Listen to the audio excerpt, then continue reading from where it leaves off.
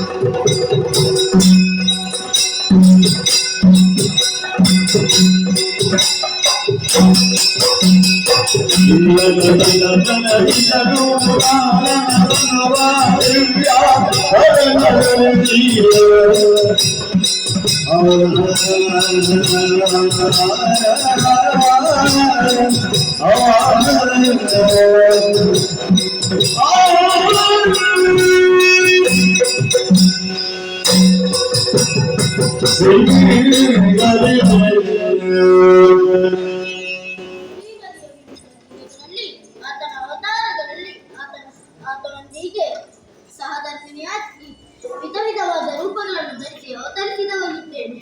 ಪ್ರತಿಯೊಬ್ಬ ಪುರುಷನು ತನ್ನ ಪತ್ನಿ ಸುಂದರಿಯಾಗಿರಬೇಕು ಎಂದು ಬಯಸುತ್ತಾನೆ. ಆದ್ದರಿಂದ ನನ್ನ ಕನಸನ್ನು ಮೆಚ್ಚಿಸಲು ನಾನು ಕೂಡ ಸುಂದರಿಯಾಗಿದ್ದೇನೆ. ಹೊಸ ಹೊಸ ಆಭರಣಗಳನ್ನು ಧರಿಸಿದ್ದೇನೆ. ಮೈಗೆ ಸುಗಂಧ ದ್ರವ್ಯಗಳನ್ನು ಲೇಪಿಸಿಕೊಂಡಿದ್ದೇನೆ. ಮನೆಗೆ ತಿಲಕವನ್ನು ಇರಿಸಿಕೊಂಡಿದ್ದೇನೆ. ಮುಡಿಗೆ ಮಲ್ಲಿಕಾದಿ ಹೂಗಳ ಮಾಲೆಗಳಿಂದ ಅಲಂಕರಿಸಿಕೊಂಡಿದ್ದೇನೆ. ಹರಿಯನ್ನು ಮೆಚ್ಚಿಸಲು ಅವರಲ್ಲಿ ತರುತ್ತೇನೆ.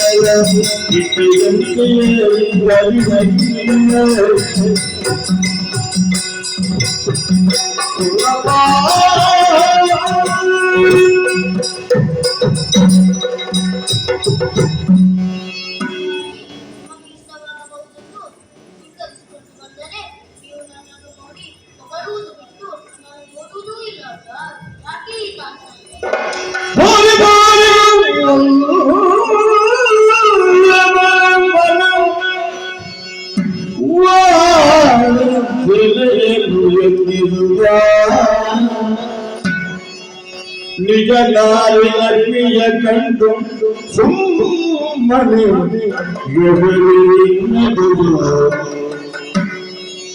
ಸುಮ್ಮನೆ ಜಗಲಿಸಿ ನಗಲೋ ಲಕ್ಷ್ಮಿಯ ಕಂಡು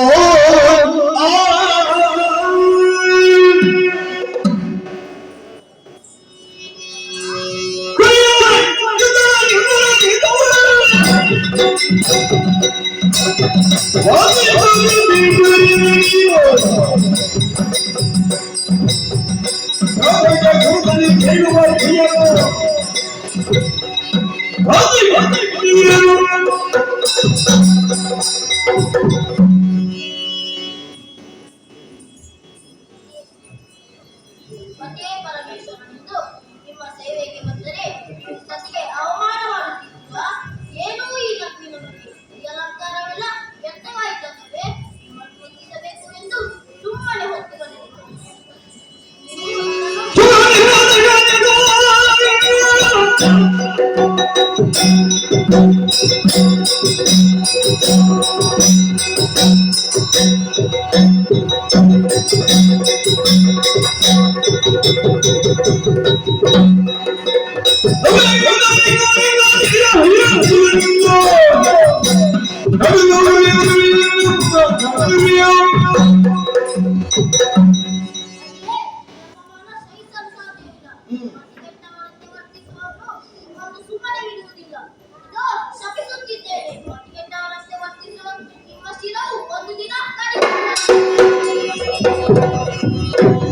ಜಗದಿಯ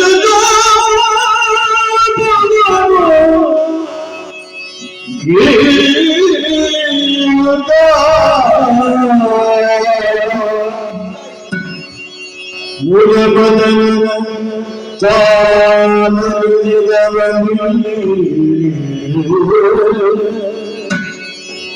ಬರಿಗಿ ಮುಂದಿರಿ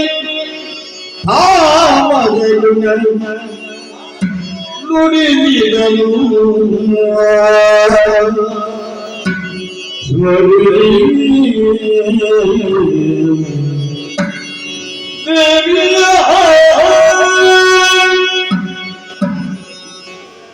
ವಿಷ್ಣು ಪತ್ನಿ ಕ್ಷಮಾಂದೇವಿ ಮಾಧವಿ ಮಾಧವತಿ ಎಂಬಿ ಹೆಸರುಗಳಿಂದ ಕರೆಯಲ್ಪಡುವ ಈಕೆ ಈ ಕ್ಷಣದಲ್ಲಿ ಈ ರೀತಿಯಾಗಿ ವರ್ತಿಸುತ್ತಿದ್ದರೆ ಈ ಕ್ಷಣದಲ್ಲಿ ಈಕೆ ಒಳಗೊಂಡಾದಂತಹ ತಾಮಸಗಳು ಕಾರಣ ಆ ಆದಿಮಾಯೆಯನ್ನು ಪ್ರಾರ್ಥಿಸಿ ತಾಮಸ ಗುಣವನ್ನು ಹೋಗಲಾಡಿಸುತ್ತೇನಂತೆ.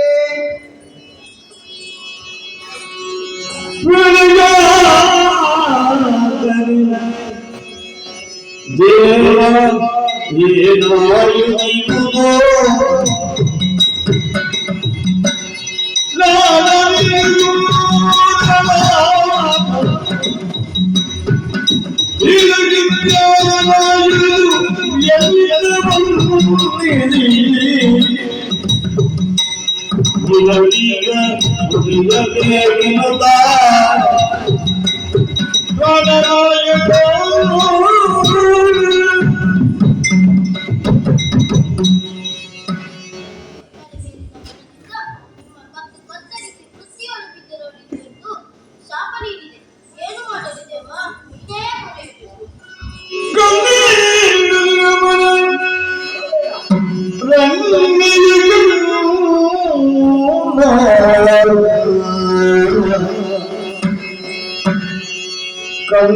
ಕಣ್ಣೀರುಳಿರುವ ಮನ ಸುಪರ್ಣವಾಗಿರಲು ಗರುಡದಲ್ಲಿ ಸಂಭೂತ ಜನನಿ ದತ್ತಿ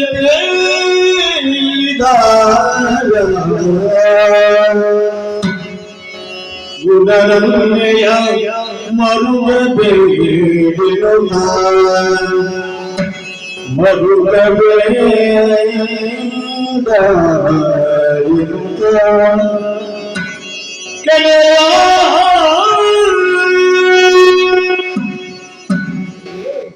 ಕ್ಷಣಕಾಲದಲ್ಲಿ ಉಂಟಾದಂತಹ ತಾಮಸಗಳಿಂದಾಗಿ ನನ್ನ ತಲೆಯು ಬುದ್ಧಿಯನ್ನು ಕತ್ತರಿಸಿ ಬೀಳಲಿ ಬೇಡ. ಆ ತಾಮಸಗುಣವು ನಿನ್ನಲ್ಲಿ ಆ ರೀತಿಯ ವರ್ತನೆಯನ್ನು ಆದ ಕಾರಣ ಚಿಂತನೆಯ ಅಗತ್ಯವಿಲ್ಲ. ಈ ಅಚ್ಚುತನಿಗೆ ತಿಳಿಯುತ್ತೆ. ಆದುದರಿಂದ ಯಾಕೆ ಹೀಗಾಯಿತು, ಇದಕ್ಕೆ ಕಾರಣವೇನು, ಅದು ತಿಳಿಯಬೇಕಾಗಿದೆ.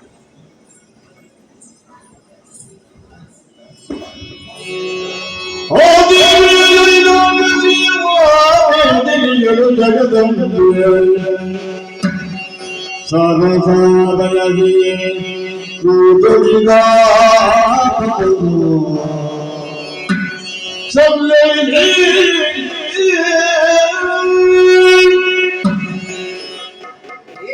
ನನ್ನ ಕತ್ತು ಕತ್ತರಿಸಿ ಬೀಳಲಿ ಎಂದು ಶಾಸ್ತ್ರವಿದೆ ಎಂದು ತಿಳಿಸಬೇಡ. ಭೂಮಿಯಲ್ಲಿ ಯಾವುದೋ ಒಂದು ಸತ್ಕಾರ್ಯ ನಡೆದು ಸಜ್ಜನರ ಏಳಿಗೆ ಸಂರಕ್ಷಣೆ ಆಗಬೇಕಾಗಿದೆ.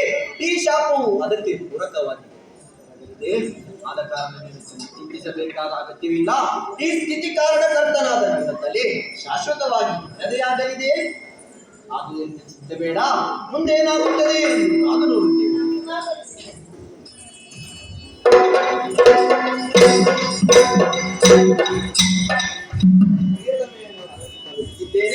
ಮುಂದೇನಾಗುತ್ತದೆ ಎಂದು ಕಾದು ನೋಡುತ್ತೀರಿ.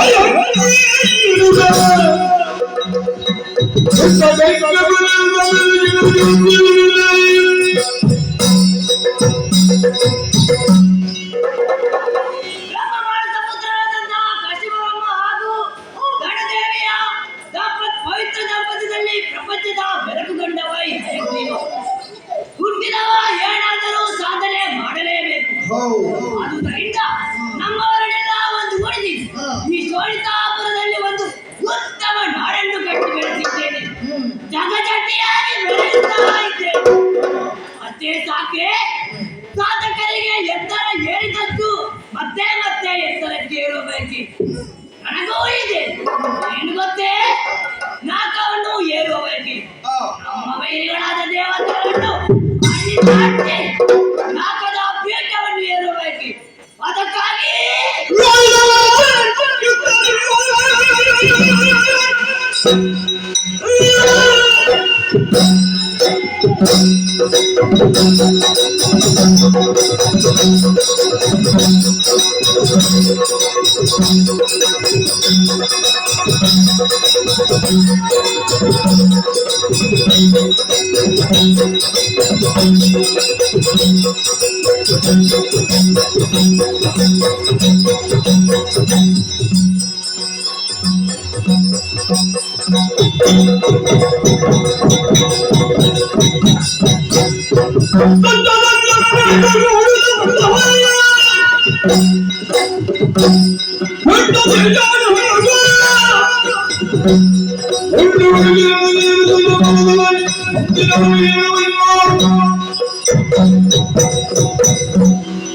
ನಗರ ಪೀಠವನ್ನು ಏಳು ಮಾಡಬೇಕೆಂದು ಗುರು ಶುಕ್ರಾಚಾರ್ಯರು ಹೇಳಿದರು.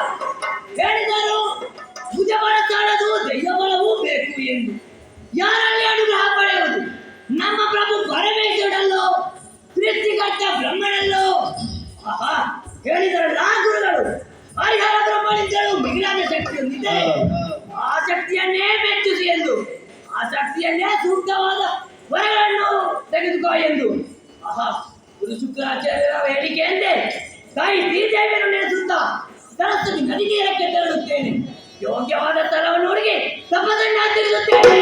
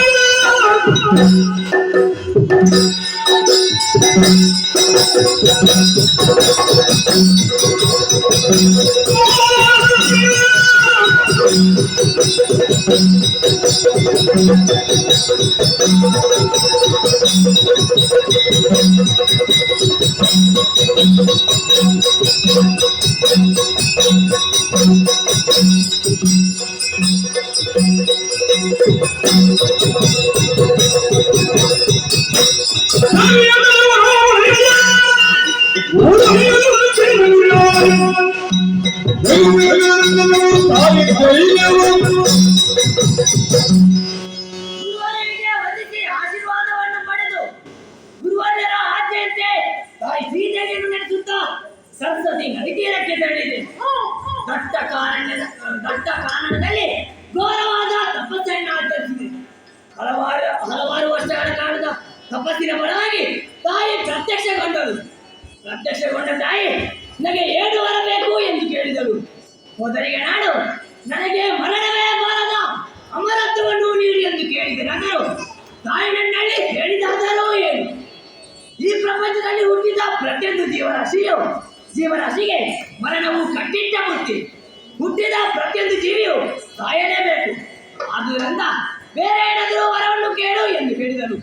ತಾಯಿಯ ಮಾತನ್ನು ಅರ್ಥೈಸಿದ ನಾನು ನನಗೆ ಮರಣವೇ ಎಂಬುದಿದ್ದರೆ ನನ್ನ ರೀತಿಯಲ್ಲಿಯೇ ಕುದುರೆ ಮುಖದವರಿಂದ ಮಾತ್ರವೇ ಬರಲಿ, ಭಯವಾದರಿಂದ ಮಾತ್ರವೇ ನನಗೆ ಮರಣ ಸಾಧ್ಯವಾಗಲಿ ಎಂದು ಕೇಳಿದೆ.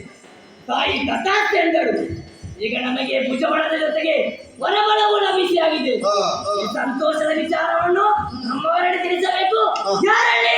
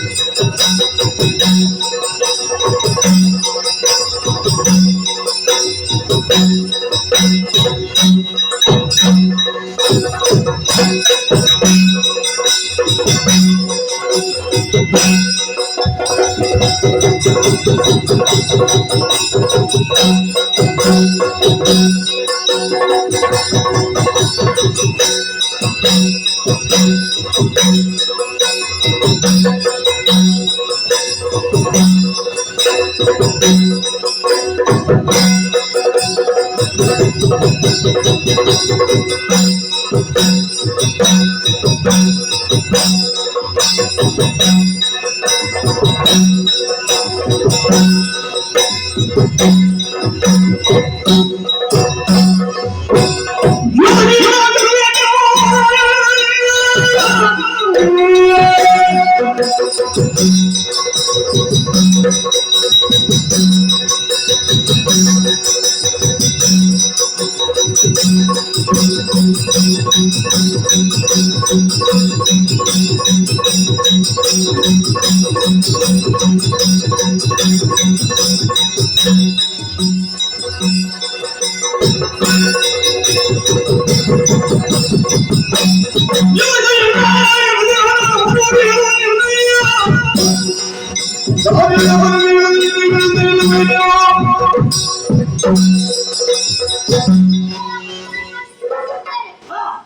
ಇಷ್ಟ ಬನ್ನಿ ಅಂತ ಕರೆ ಆಯ್ತಲ್ಲ, ಯಾಕೆ ಎಂಬುದಾಗಿ ಹುಡುಕಿದ್ದೀರಾ?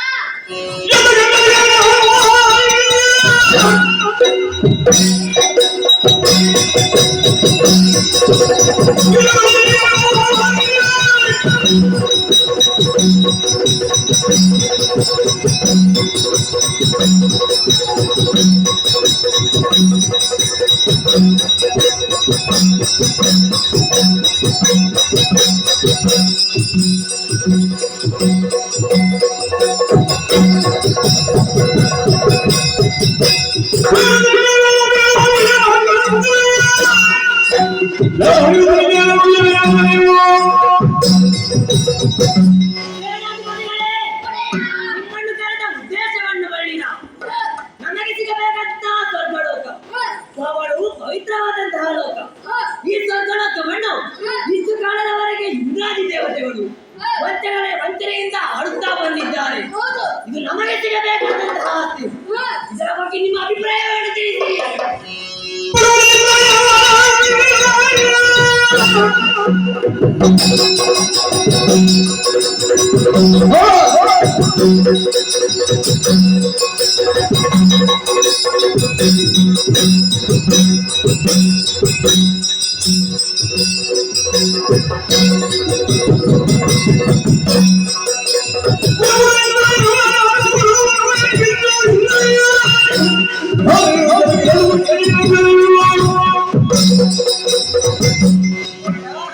ಸಂತೋಷದ ವಿಚಾರಕ್ಕೆ ತಿಳಿಸಿದ್ದೀರು. ಈಗ ಮಾಡಲಿಕ್ಕೆ ಬಾರದಿಂದ ಇಷ್ಟರವರೆಗೆ ಕಾಯ್ತಾ ಇದ್ದೆ. ಈಗ ಸುವರ್ಣ ಅವಕಾಶ ಸಿಕ್ಕಿದೆ. ಆ ದೇವತೆಗಳನ್ನು ನಾನು ಹೊಡೆದು ಹುಟ್ಟುತ್ತೇನೆ. ಹೊಡಿಯಪ್ಪಣೆ. ನಿಮ್ಮ ಅಭಿಪ್ರಾಯಗಳನ್ನು ಕೇಳಿ ಆಸಕ್ತಿ ಉಕ್ಕೇರಿ ಬರುತ್ತಾ ಇದೆ. ಈಗ ನಮಗೆ ಭುಜಬಲದ ಜೊತೆಗೆ ವರಬಲವೂ ಲಭಿಸಿಯಾಗಿದೆ. ಶ್ರೇಷ್ಠತಮವಾದ ಸ್ವರ್ಗಲೋಕ, ಅದನ್ನು ಪಡೆದಾಗಲೇ ನಮಗೆ ಸಮಾಧಾನ. ಹಾಗಾಗಿ ಇದು ಸಾವಕಾಶವಲ್ಲ, ನಮ್ಮ ದೈತ್ಯ ಸೆಳೆಸಿದ್ದವಾಗಲೇ ಯುದ್ಧಕ್ಕೆ.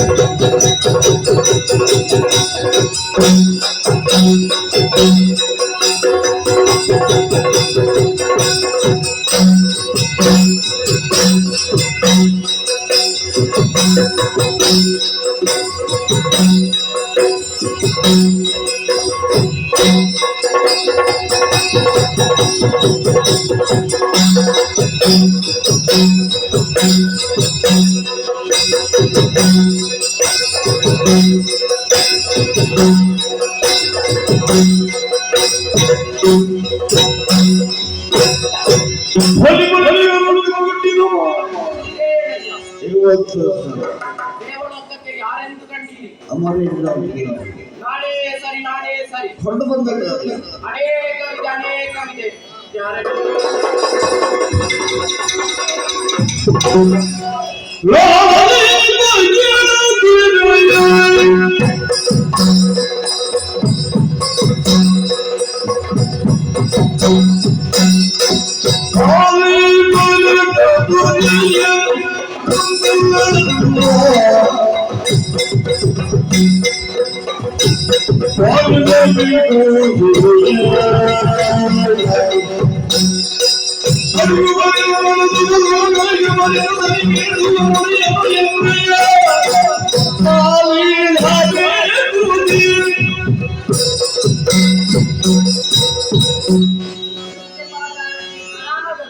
ಏನು ಹೇಳಿ? ಯಾರು ನೀನು? ನಾನು ಸ್ವಲ್ಪ ದೂರದಲ್ಲಿದ್ದ ಸ್ವರ್ಗದ ದ್ವಾರದಲ್ಲಿರುವವನು ಯಾಕೆ ಬಂದೆ? ರಾಕ್ಷಸರು ದಾಳಿಯಾಗಿದೆ ಪ್ರಭು. ಯಾರತ್ತೆ? ಸೋಲಿತನದಿಂದ ಕುದುರೆ ಮುಖಾಂತರ ಪ್ರಭು. ಕುದುರೆ ಮುಖದವನು. ನೀನು ಏನು ಹೇಳುತ್ತಿದ್ದಿ? ಕುದುರೆ ಮುಖಾಂತರ ಹಾಯ್ ಹಾಯ್. ಓ ಹಯಗ್ರೀವನೇ, ಅವನಾಣೆ ಏನಾಗಬೇಕಂತೆ? ಪ್ರಭು.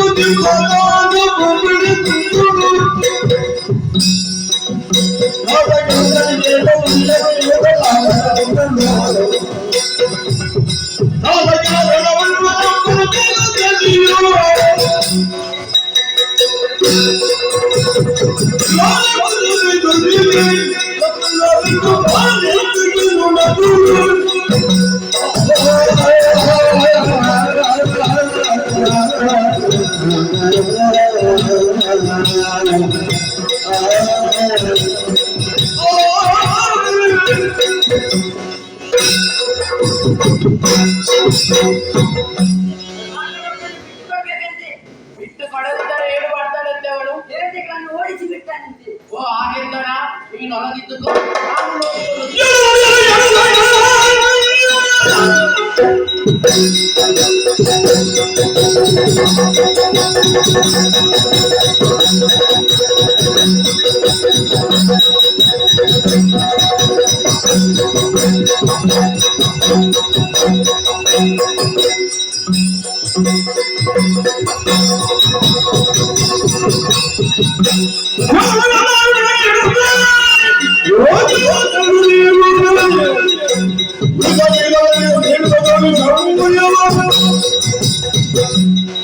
ಸಭೆಯನ್ನು ಮುಗಿಸಿ ಬರುವಾಗ ದೂತನ ಪ್ರವೇಶವಾಯಿತು. ಹೇಳಿದಾದರೂ ಏನು? ಸ್ವರ್ಗದ ಪೀಠಕ್ಕೆ ಕಣ್ಣು ಬಿಟ್ಟಿದಂತೆ. ಮತ್ತೆ ವಿಚಾರಿಸಿದಾಗ ಶೋಣಿತಾಪುರದ ಹಯಗ್ರೀವನಂತೆ. ಅವನನ್ನು ಹಾಗೆ ಬಿಡಬಾರದು, ನಮ್ಮವರನ್ನು ಕರೆದು ಯುದ್ಧಕ್ಕೆ ಸಿದ್ಧರಾಗಬೇಕು. ಎಲ್ಲಿದ್ದಾರೆ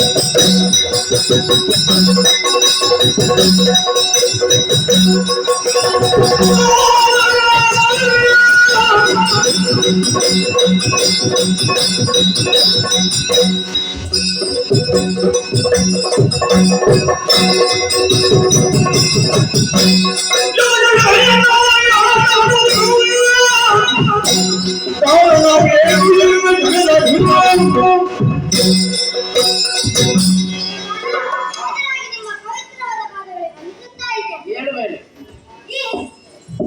ಒಮ್ಮೆ ತಮ್ಮಲ್ಲಿ ಕರೆದಾಯ್ತಲ್ಲ, ಏನಾಗಬೇಕಂತ ತಿಳಿಸಿದಂತೆ ಈ ಆಜ್ಞೆ ಸಿದ್ಧನಿದ್ದೇನೆ.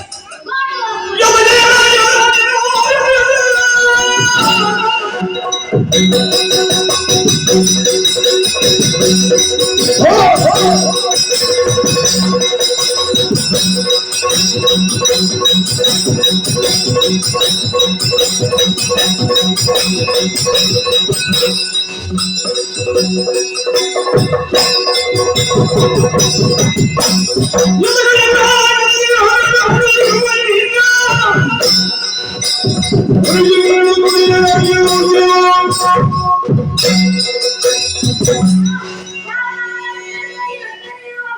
ಇದಕ್ಕಿಂತ ಹಾಗೆ ದೀರ್ಘವಾದ ಬರೆಯುತ್ತದೆ.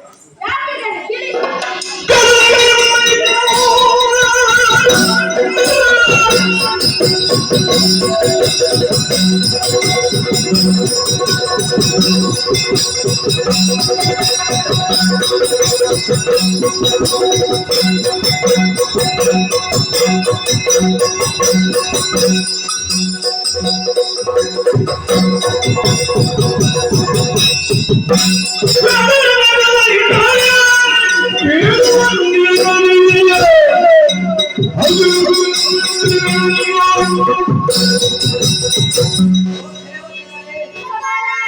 ನಾವು ಆಡುತ್ತಿದ್ದಂತಹ ಈ ಸ್ವರ್ಗಲೋಕಕ್ಕೆ ಶೋಣಿತಾಪುರದ ಹಯಗ್ರೀವನ ದಾಳಿಯಾಗಿದಂತೆ ಅವನನ್ನು ಹಾಗೆ ಬಿಡುವುದಲ್ಲ, ಯುದ್ಧ ಮಾಡಿ ಇಲ್ಲಿಂದ ಓಡಿಸಬೇಕು. ಅದಕ್ಕಾಗಿ ನಿಮ್ಮನ್ನು ಕರೆದಿದ್ದೇನೆ. ಏನು ನಿಮ್ಮ ಅಭಿಪ್ರಾಯ?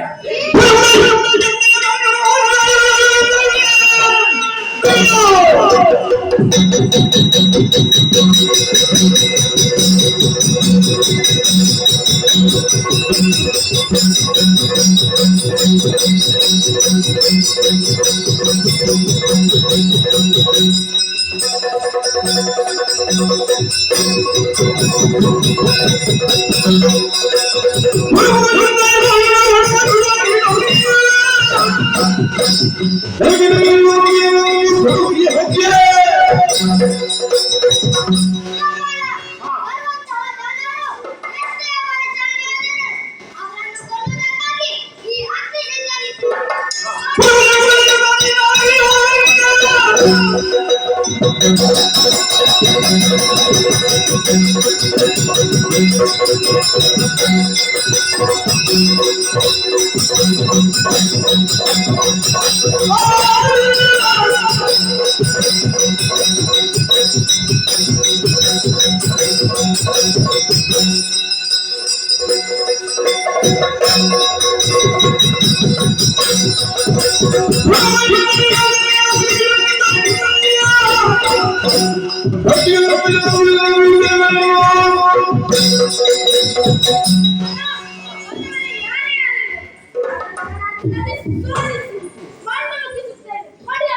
ಓ ವೀರರೇ, ನಿಮ್ಮ ಮಾತುಗಳನ್ನು ಕೇಳಿ ಸಂತೋಷವಾಯಿತು. ಇನ್ನು ತಡ ಮಾಡುವುದಲ್ಲ, ಯುದ್ಧಕ್ಕೆ ಹೊರಡು.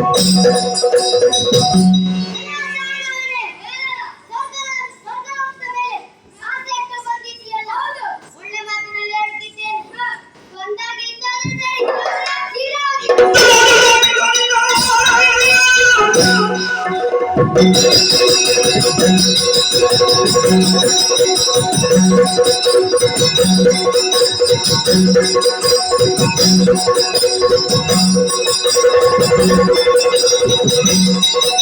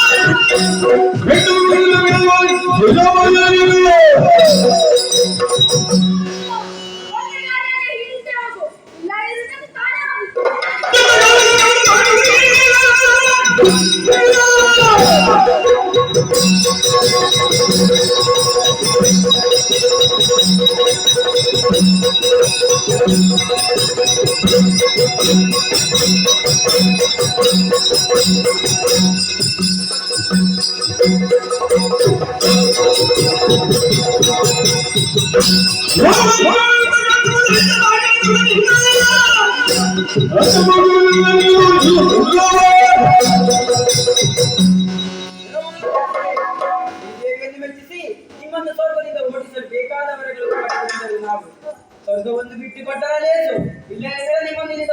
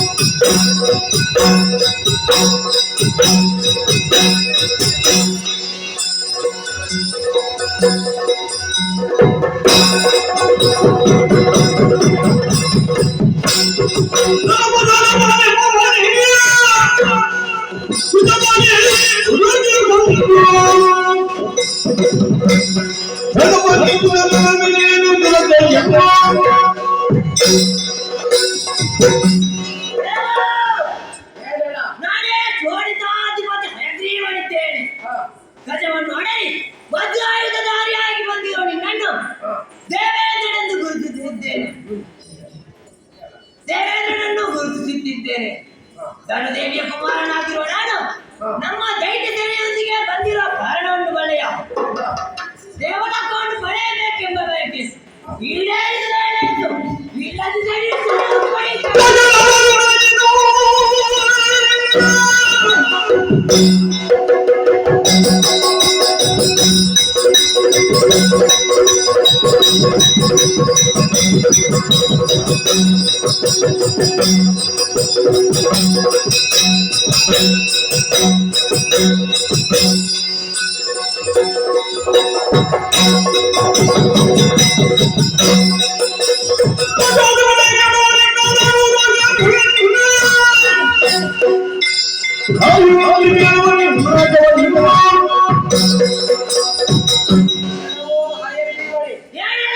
ಸ್ವರ್ಗಲೋಕದ ಬಯಕೆಯನ್ನಿಟ್ಟು ಬಂದಿದ್ದೀಯಾ? ನಿಜ. ಸ್ವರ್ಗಲೋಕವೆಂದರೆ ಪರಿಪಾವನ ಲೋಕ. ಓಹೋ. ಅದು ನಮ್ಮದ್ದು, ಹಾ. ನಿಮಗಿರುವುದಲ್ಲ. ಹಾ. ಜೀವ ಬೇಕಾದರೆ ಹಿಂದಿರುಗು. ಇಲ್ಲ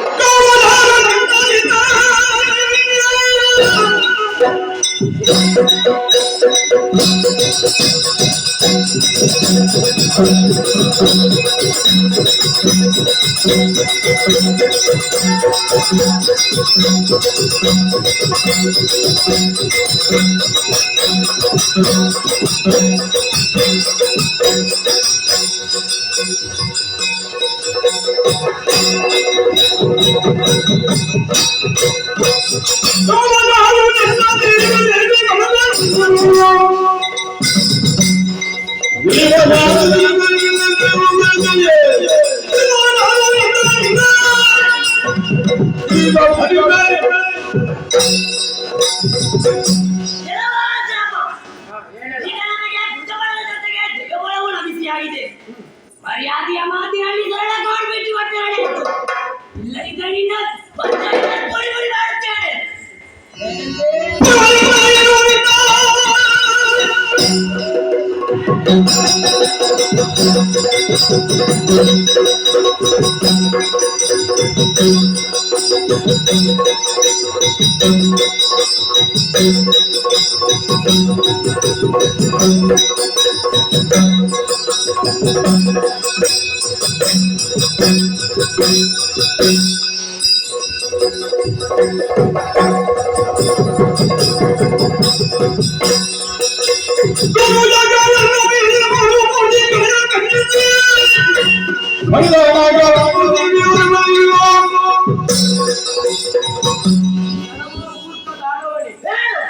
ಸ್ವರ್ಗಲೋಕವು ನಮಗೆ ತ್ರಿಮೂರ್ತಿಗಳ ಇಚ್ಛೆಯಂತೆ ಸಿಕ್ಕಿದೆ. ಓಹೋ. ಮಾತ್ರವಲ್ಲ, ಶತಯಾಗಗಳನ್ನು ನಡೆಸಿದ್ದೇವೆ.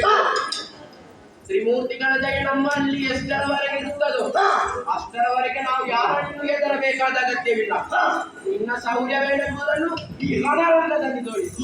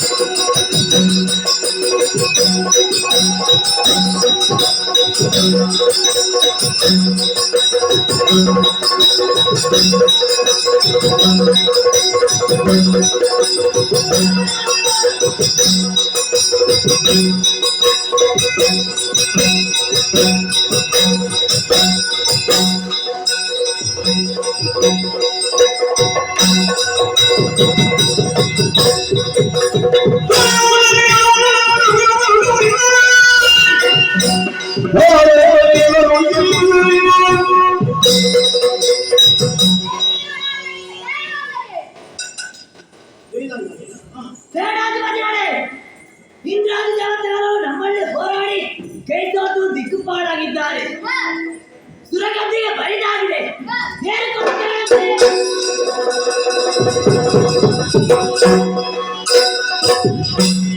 ನಾಲ್ಕು ದಿಕ್ಕುಗಳಲ್ಲೂ ನಮ್ಮ ಹೆಸರೇ ಬರುತ್ತಾ ಇದೆ. ಇನ್ನು ಮುಂದೆ 14 ಲೋಕಕ್ಕೆ ನಾನೇ ಒಡೆಯ, ಹಯಗ್ರೀವನೇ ದೇವ ಎಂದು ಎಲ್ಲರೂ ಕೊಂಡಾಡಬೇಕು. ಈ ಸಂತೋಷದ ವಿಚಾರವನ್ನು ಎಲ್ಲ ಲೋಕಗಳಿಗೆ ತಿಳಿಸಬೇಕು. ಸೂರ್ಯ ಚಂದ್ರಾದಿಗಳು ನಾನು ಹೇಳಿದಂತೆ ಕೇಳಬೇಕು. ನಕ್ಷತ್ರಾದಿಗಳು ನಮ್ಮ ಅಪ್ಪಣೆಯಂತೆ ನಡೆಯಬೇಕು. ಮುಂದಿನ ವ್ಯವಸ್ಥೆಗಳನ್ನು ಮಾಡೋಣ. ಈಗ ವಿಶ್ರಾಂತಿಯನ್ನು ಪಡೆಯೋಣ.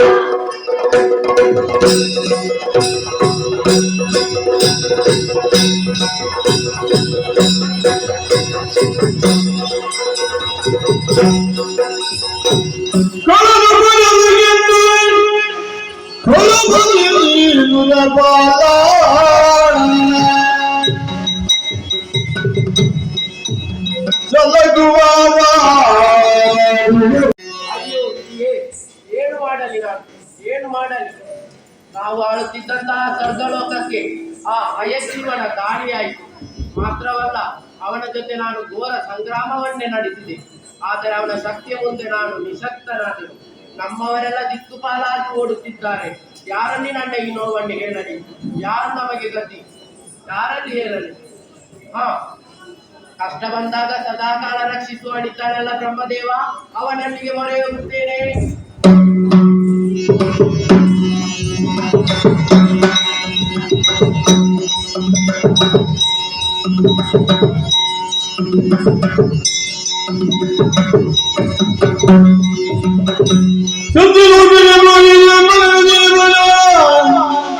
ಕೂಡಿ ಬಿದ್ದವನ್ನು ತರಿಯದ ಸುಧಾರಿಗಳಿಕೊಳ್ಳೋ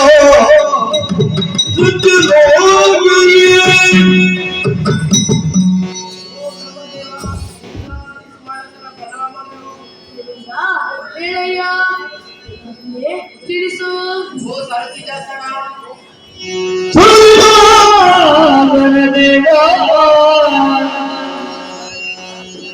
ದುರಿತವಿಯದ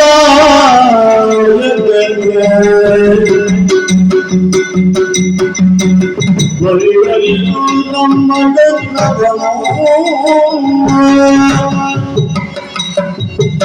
ದುರುಳದಾಳ ಹೇಳಬೇಕು.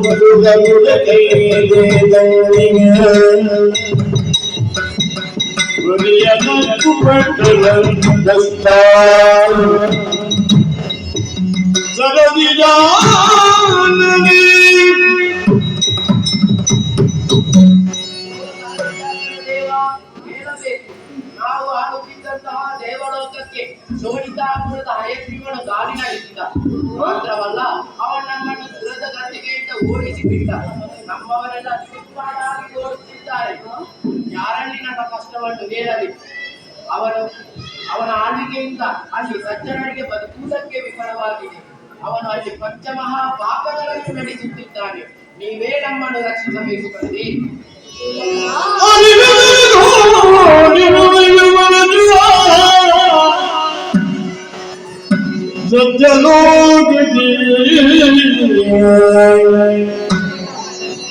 ಅರುಣಯನ ಜೊಂದಿಸಿ ಬೇಡಿದ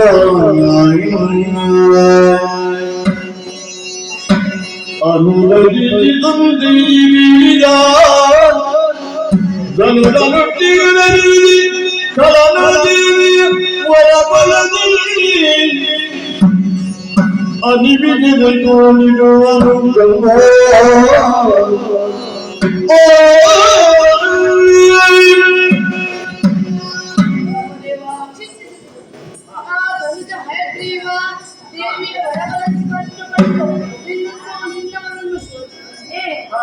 ಸಜ್ಜನರಿಗೆ ಋಷಿಮುನಿಗಳಿಗೆ ವರವಿರುತ್ತಿರುವ ಗರ್ವದಿಂದ ನಡೆಸುತ್ತಿದ್ದಾನೆ. ಆದರೆ ಆತನನ್ನು ಸೋಲಿಸುವುದು ಅಷ್ಟು ಸುಲಭ ಕಾರ್ಯವಲ್ಲ. ಆತನ ಮರಣ ಆತನಂತೆಯೇ ಹಯದಶಿರವನ್ನುಳ್ಳ ಹಯಗ್ರೀವನಿಂದ ಮಾತ್ರ ಸಾಧ್ಯ. ಆದ್ದರಿಂದ ಇದಕ್ಕೆ ಪರಿಹಾರವನ್ನು ಕಾಣಲು ಲಕ್ಷ್ಮೀವನ್ನು ಅಲ್ಲಿಗೆ ತರೋಣ.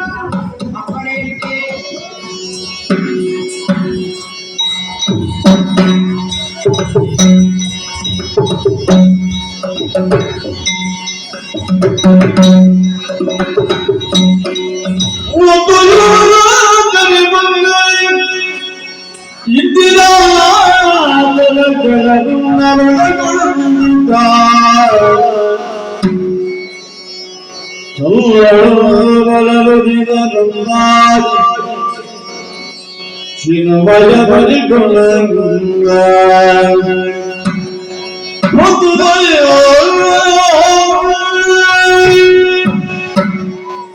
ಸೃಷ್ಟಿಯ ಸಂರಕ್ಷಣೆ ನನ್ನ ಹೊಣೆ. ಹೌದು, ಹರನು ಅಥವಾ ವಿಧಿಯನ್ನು ಯುಕ್ತಿಯಿಂದ ಅಥವಾ ಬುದ್ಧಿಯಿಂದ ಮೆಚ್ಚಿಸಿ ವಿಶೇಷವಾದ ವರಗಳನ್ನು ಪಡೆಯುವುದು, ನಾಲ್ಕಕ್ಕೆ ದಾಳಿ ಮಾಡುವುದು, ದೇವತೆಗಳನ್ನು ಮಣಿಸುವುದು ಇವು ರಾಕ್ಷಸರಿಗೆ ಅಭ್ಯಾಸವಾಗಿ ಹೋಗಿದೆ. ಆದಿಯಲ್ಲಿಯೇ ದೈತ್ಯರಾದಂತಹ ಹಿರಣ್ಯಾಕ್ಷನನ್ನು ವರಾಹ ರೂಪದಲ್ಲಿ, ಅದೇ ರೀತಿ ಹಿರಣ್ಯಕಶ್ಯಪರನ್ನು ನರಸಿಂಹ ರೂಪ ಧರಿಸಿಕೊಂಡು ನಾಶ ಮಾಡಿ ಲೋಕ ಕಲ್ಯಾಣ ಉಂಟು ಮಾಡಿದವರು. ಆದರೆ ಪದೇ ಪದೇ ರಾಕ್ಷಸರು ಇದೇ ವರ್ತನೆಯನ್ನು ಮುಂದಕ್ಕೆ ತಂದಾಗ ಹಲವಾರು ರಾಕ್ಷಸರನ್ನು ವರಿಸಿ ಲೋಕ ಕಲ್ಯಾಣವನ್ನು ಉಂಟು ಮಾಡಿದವರು. ಆದರೆ ಕ್ಷಣ ಮಾತ್ರದಲ್ಲೇ ವರಿಸಬಹುದಾಗಿದ್ದರೂ ಅವರ ವರಬಲವನ್ನು ಗಮನಿಸಿ ಸಾವಿರಾರು ವರ್ಷಗಳ ಕಾಲ ಅವರೊಂದಿಗೆ ಕದನಗೀಯಬೇಕಾಗಿದೆ.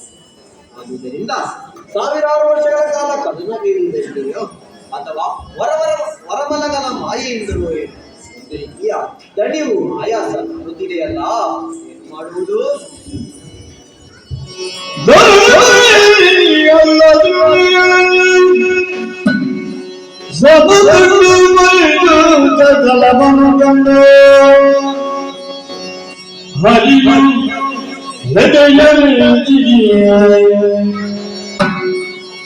ಪರಮತನಗೆ ತನ್ನ ಶಿರದರಿನ ವಿರಜಿದಲು ಧನಿಗಳಿಂದ ಧರಣಿಯ ದಿನಗಳನ್ನು ಸಮ್ಮತಿಸುವ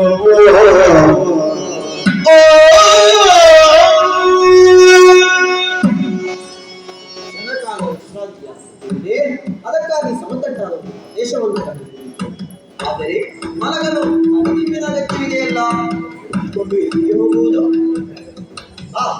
ನೋಡಿ, ಇದೇ ನನ್ನ ಕನಸಿದೆಯಲ್ಲ, ಎಣ್ಣೆ ತಲೆದಿಂಬಾಗಿಸಿಕೊಂಡು ಕ್ಷಣಕಾಲ ವಿಶ್ರಮಿಸುತ್ತೇನಂತೆ.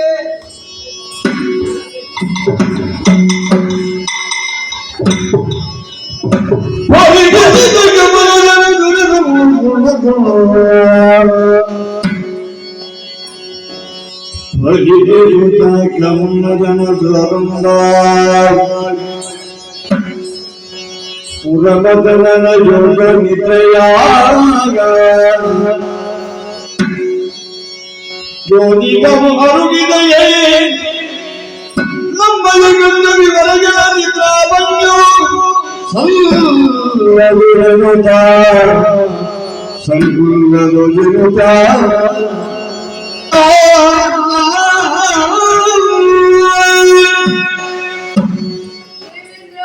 ಕಮಲಜ ಆ ಧನುಜ ಹಯಗ್ರೀವನು ನಿರ್ನಾಮಕ್ಕೆ ದಾರಿ ಕಾಣಲು ವೈಕುಂಠಕ್ಕೆ ಬಂದಿರುವುದಿದ್ದರೆ ಹರಿ ವೈಕುಂಠದಲ್ಲಿ ಮತ್ತೆ ಹೊರಗಡೆಸಿದಾಗ ಅದು ಹರಿ ಯುದ್ಧ ಭೂಮಿಯಲ್ಲಿ ದಣಿದು ವಿಶ್ರಾಂತಿಯನ್ನು ಪಡೆಯುತ್ತಿದ್ದಾನೆ.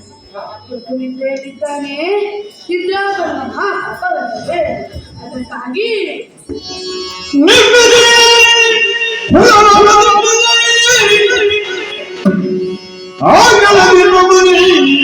ಇವಕ್ಕೆ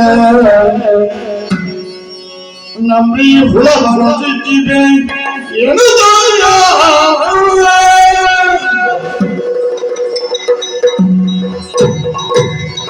ನಿಮ್ಮ ಕಷ್ಟವನ್ನು ಹರಿಯಲ್ಲಿ ತಿಳಿಸಬೇಕಾದರೆ ಅದಕ್ಕಾಗಿ ಆತನನ್ನು ನಿದ್ರೆಯಿಂದ ಎಬ್ಬಿಸಲು ನಮರಿಗಳೊಂದು ಸೃಷ್ಟಿಸುತ್ತೇನಂತೆ.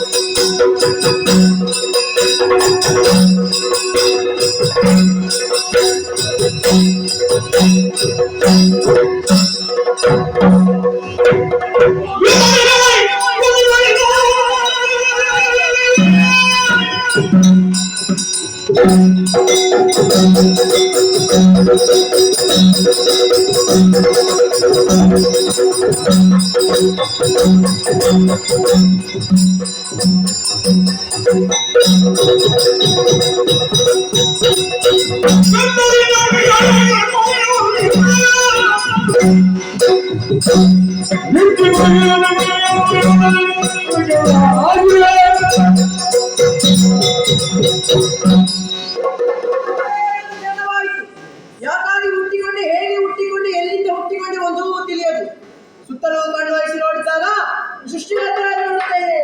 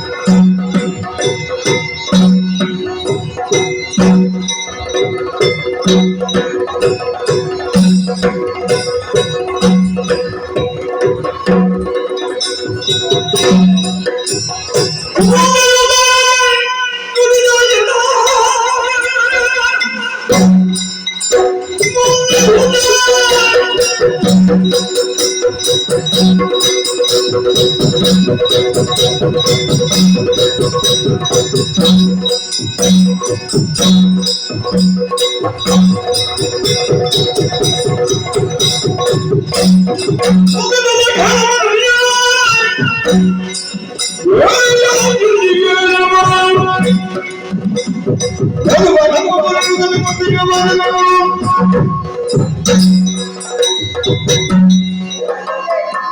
ನನ್ನ ಪ್ರೀತಿಯಿಂದ ಕರೆದಾಗ ದೊಡ್ಡ ಸುಜ್ಞಾನದಿಂದ ಅರ್ಥವಾಯಿತು. ತಾವೇ ನನ್ನ ಜನಕನೆಂದು ಮೊದಲಾಗಿ ವಂದಿಸುವಂತಿದ್ದೇನೆ. ನನ್ನಿಂದೇನಾಗಬೇಕು ಹೇಳಿ.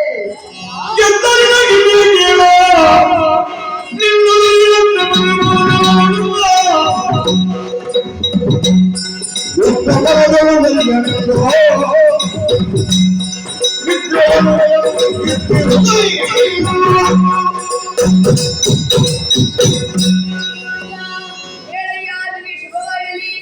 ನೀನೇ ನಂಬಲು ಅಂದರೆ ಗೆದ್ದಲಿನು. ನಿನ್ನ ಜನನವು ಮಣ್ಣಿನಿಂದಲೇ ಆಗಲಿ. ನಿನ್ನ ಜನನವು ಭೂಮಿ ಮಣ್ಣಿನಿಂದಲೂ ಆಗಲಿ. ನಿನ್ನಿಂದ ಒಂದು ಮಹತ್ತರವಾದ ಕಾರ್ಯವಾಗಬೇಕಾಗಿದೆ. ಏನು?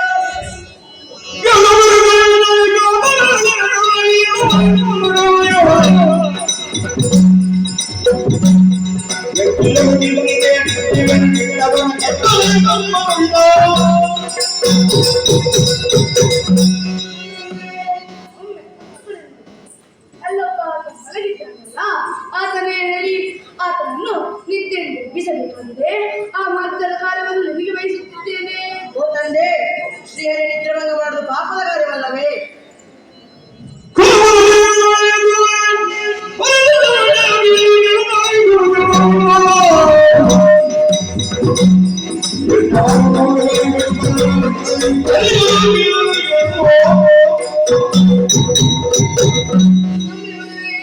ಸುರನಿಗೆ ನಾಟಕ್ಕೆ ಬಂದಂತಹ ಸಂಕಷ್ಟವನ್ನು ಪರಿಹರಿಸಲು ಹರಿಯನ್ನು ನಿದ್ದೆಯಿಂದ ಎಬ್ಬಿಸುವುದು ಅನಿವಾರ್ಯ. ಆದ್ದರಿಂದ ಈ ಮಹತ್ತರ ಕಾರ್ಯ ನಿನಗೆ ವಹಿಸುತ್ತಿರುವುದು ದೋಷದಕ್ಕರೆ ಖಂಡಿತ ಇಲ್ಲ. ಇದು ಲೋಕ ಕಲ್ಯಾಣದ ಕಾರ್ಯವಾದ್ದರಿಂದ ನಿನಗೆ ಖಂಡಿತ ದೋಷಪಟ್ಟದು. ಅಥವಾ ನಿನಗೆ ವರಬಲವೊಂದನ್ನು ನೀಡುತ್ತಿದ್ದೇನೆ. ಮುಂದೆ ಭೂಮಿಯಲ್ಲಿ ನಡೆದ ಯಜ್ಞ ತ್ಯಾಗಾದಿಗಳ ಹೊರಗೆ ಬಿದ್ದಂತ ಹವಿಸ್ಸನ್ನು ಬಡಿಸುತ್ತಾ ಸುಖವಾಗಿರುವಂತೆ. ಧನ್ಯನಾಗ್ತದೆ ಎಲ್ಲ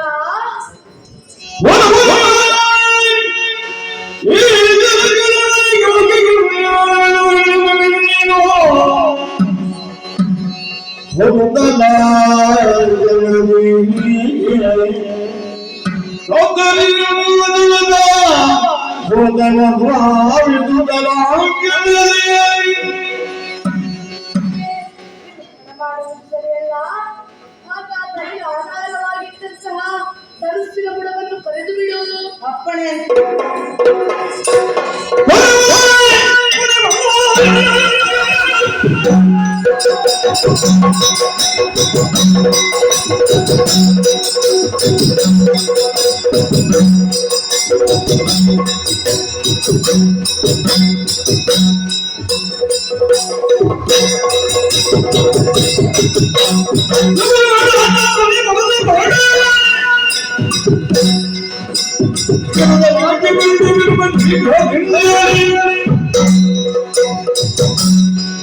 ಮಾಡುವುದು ಸರಿಯಲ್ಲ.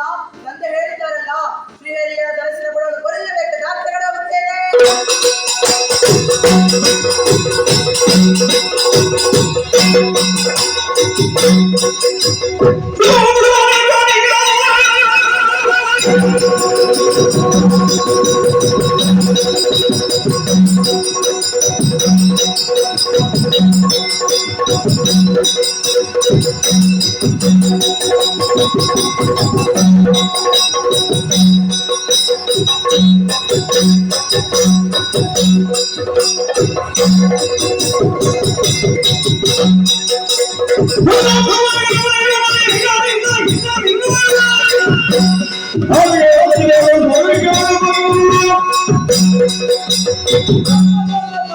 ನೇರವಾಗಿ ವೈಕುಂಠಕ್ಕೆ ಬಂದವನು.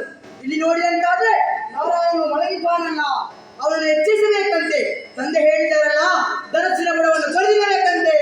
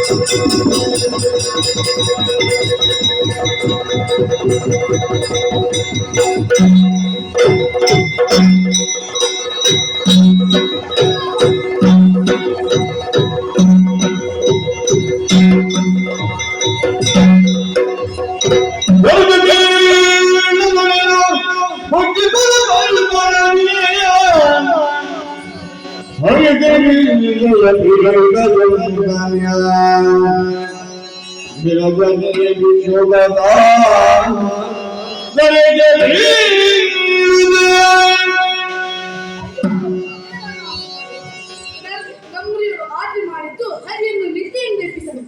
ಆದರೆ ನಮ್ಮರಿಯು ಬಿಲ್ಲಿನ ಬುಡವನ್ನು ಕೊರೆಯಲು ಪ್ರಾರಂಭಿಸಿದ್ದೇನಡ. ಬಿಲ್ಲಿಗೆ ಬಿಗಿದಾಗಿ ಕಟ್ಟಿದ್ದಂತಹ ತಂತಿಯು ತುಂಡರಿಸಿ ಹರಿಯ ಶಿರವೇ ತುಂಡರಿಸಿ ಹೋಯಿತಲ್ಲ. ಹರಿಯ ಶಿರವಾದರೂ ಲವಣ ಸಾಗರಕ್ಕೆ ಸೇರುವುದು. ಅಯ್ಯೋ ಹೇಳಿದನಾಹುತ, ಏನಾಯಿತು? ಸರದಿಯೇ ಉಕ್ಕೇರುತ್ತಿದೆ, ಬ್ರಹ್ಮಾಂಡ ಬಿರಿಯುತ್ತಿದೆ, ಸೂರ್ಯಚಂದ್ರರೇ ಭೀತಿಗೊಳಗಾಗುತ್ತಿದ್ದಾರೆ, ಆಕಾಶದಲ್ಲಿ ಉಲ್ಕಾಪಾತ, ಪರ್ವತಗಳು ಕಂಪಿಸುತ್ತಿವೆ. ಏನಾಯಿತು? ಅನಾಹುತ ಆಯಿತು?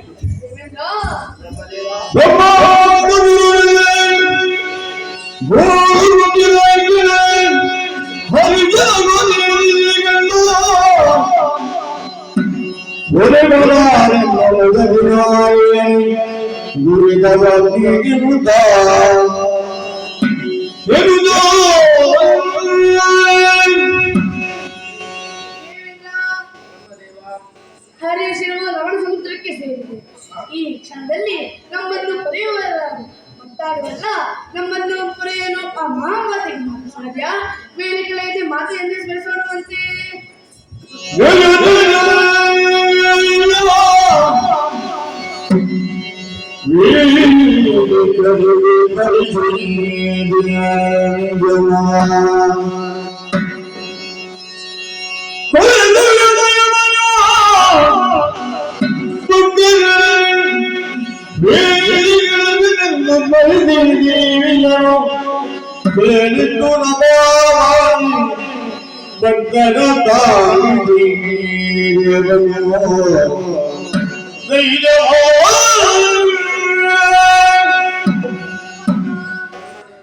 ಮಾತೆಯನ್ನು ಪ್ರಾರ್ಥಿಸಲು ಪ್ರಾರಂಭಿಸುತ್ತಿದ್ದನು. ಪ್ರಭಾವನೆಯಲ್ಲ, ಇಲ್ಲಿ ಲಕ್ಷ್ಮೀದೇವಿ ಇದ್ದ ಶಾಪದ ಪರಿಣಾಮವಾಗಿ ಹರಿಯ ಶಿರವು ತುಂಡರಿಸಿ ಲವಣ ಸಮುದ್ರಕ್ಕೆ ಸೇರಿದೆ. ಈ ಕ್ಷಣವನ್ನು ಹಯಗ್ರೀವಾಸುರನ ವಧೆಗೆ ಅನುಗುಣವಾಗಿಸಬೇಕಾಗಿದೆ. ಅದಕ್ಕಾಗಿ ಉತ್ತಮ ಹಯದ ಶಿರವೊಂದನ್ನು ತಗೊಂಡು ಬಾ.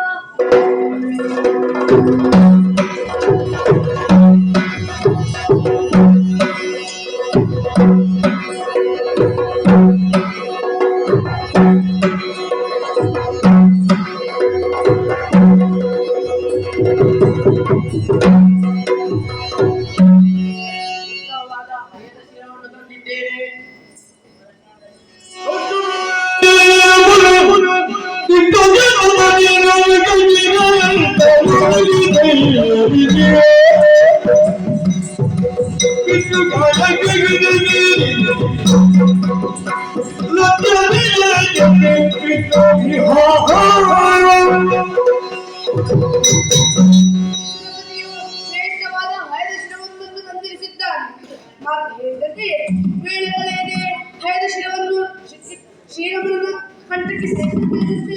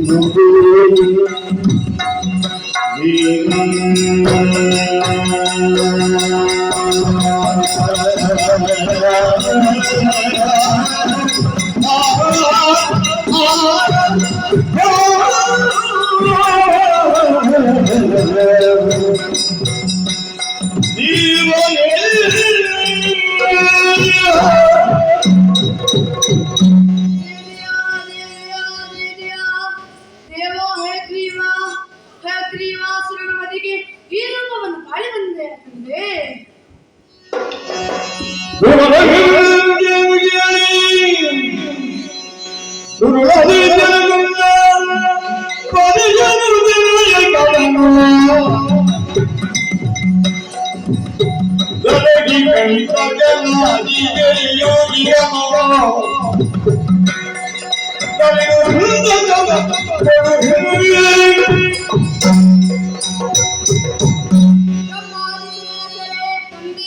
ಯಾಕಾಗಿ ಇದು ಕೂಡ ಯಾರಿಂದ ಕಷ್ಟ ಬಂತು ಹೇಳಿ.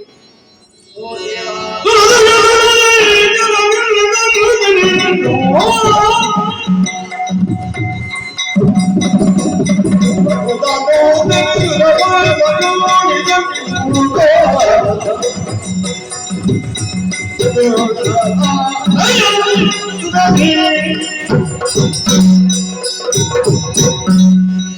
ದೇವಾ, ಹಯಗ್ರೀವ ದಾನವನು ಶ್ರೀದೇವಿಯವರ ಬರದಿಂದ ಲೋಕಕಂಟಕನಾಗಿ ಮೆರೆಯುತ್ತಿದ್ದಾನೆ. ಮಾತ್ರವಲ್ಲ, ನಾಕದ ಪೀಠವನ್ನು ಏರಿ ಅಲ್ಲಿ ಮಹಾಪಾಪಗಳನ್ನು ನಡೆಸುತ್ತಿದ್ದಾನೆ. ದೇವಾ, ದೇವಾ, ಆತನನ್ನು ಕೊಲ್ಲುವುದು ಅಷ್ಟು ಸುಲಭವಲ್ಲ. ಆತನಂತೆಯೇ ಹಯಗ್ರೀವುಳ್ಳ ಹಯಗ್ರೀವನಿಂದ ಮಾತ್ರ ಆತನನ್ನು ಈ ಬೆಳಗ್ಗೆ ನೀವೇ ಹಯಗ್ರೀವ ಸ್ವಾಮಿಯಾಗಿ ಪ್ರತ್ಯಕ್ಷರಾಗಿದ್ದೀರಿ. ಆತನ ಮರಣ ನಿಮ್ಮಿಂದ ಮಾತ್ರ ಸ್ವಾಮಿ ಸಾಧ್ಯ.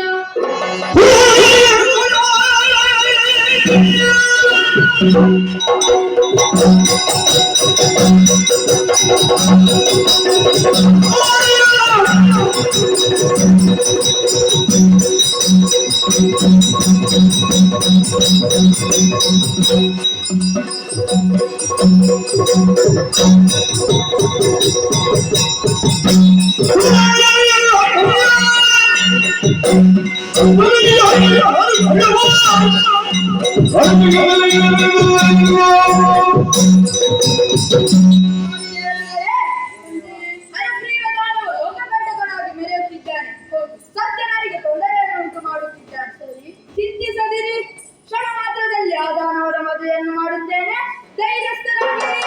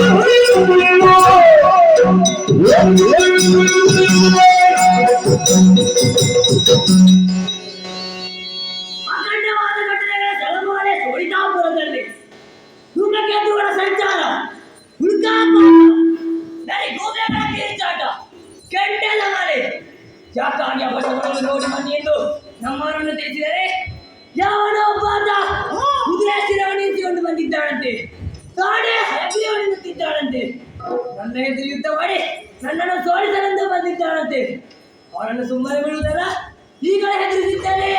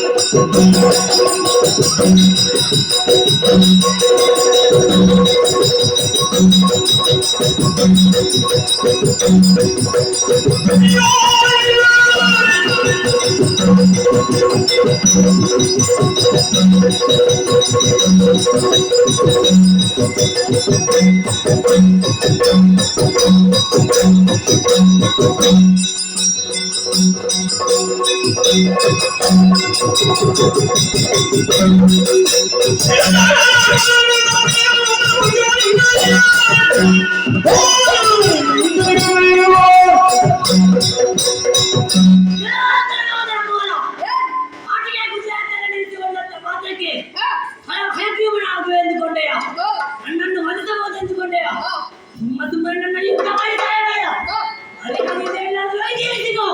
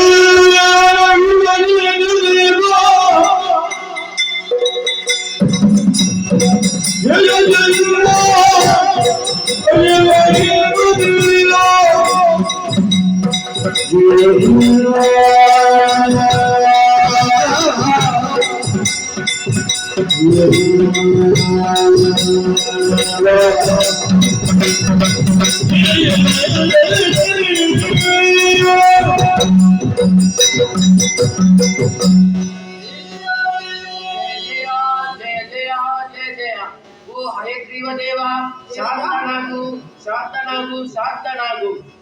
ದೇವೇಂದ್ರ, ದುಷ್ಟದಾನ ವಯಗ್ರೀವನ ವಧೆಯಾಗಿದೆ. ಇನ್ನು ನಾಟವು ನೆಲೆಸ್ತೀರ. ಪ್ರಪಂಚದಲ್ಲಿ ಧರ್ಮವು ಪುನಃ ನೆಲೆಯಾಗಲಿದೆ. ಓ ಹಯಗ್ರೀವ ದೇವ, ತಾವು ಇನ್ನು ಇದೇ ರೂಪದಲ್ಲಿ ಕಾಣಿಸಿಕೊಳ್ಳುತ್ತೀರಾ? ತಮ್ಮ ನಿಜವಾದ ರೂಪಕ್ಕೆ ಹಿಂದಿರುಗುವುದಿಲ್ಲವೇ? ದೇವೇಂದ್ರ, ಈ ಹಿಂದೆ ಲಕ್ಷ್ಮಿಯು ಸಿಟ್ಟಿನಿಂದ ನೀಡಿದ ಶಾಪದ ಫಲವಾಗಿ ನನ್ನ ತಲೆ ದುಂಡಾಗುವಂತೆ ಆಯಿತು. ಆ ತಾಯಿಯ ಆಜ್ಞೆಯಂತೆ ಬ್ರಹ್ಮರು ಕುದುರೆಯ ಶಿರವನ್ನು ಜೋಡಿಸಿದ ಕಾರಣ ಹಯಗ್ರೀವನಾದೆ.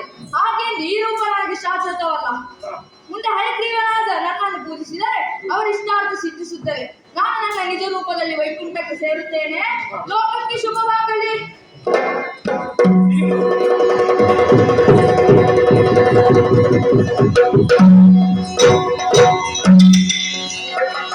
ಮದುವೆಯಾಗಿದೆ, ನಾಟವು ನಮಗೆ ಸಿಕ್ಕಿದೆ.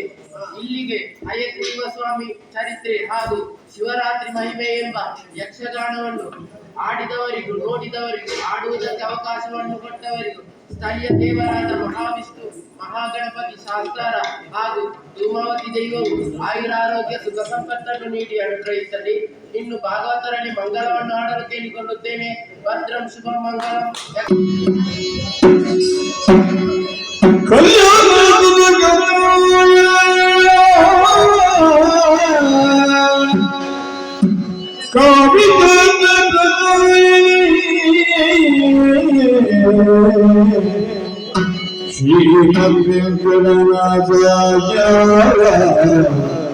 ಶ್ರೀನಿವಾಸಾಯ ಮಂಗಳೋ ಮಂಗಳೋ ಶ್ರೀ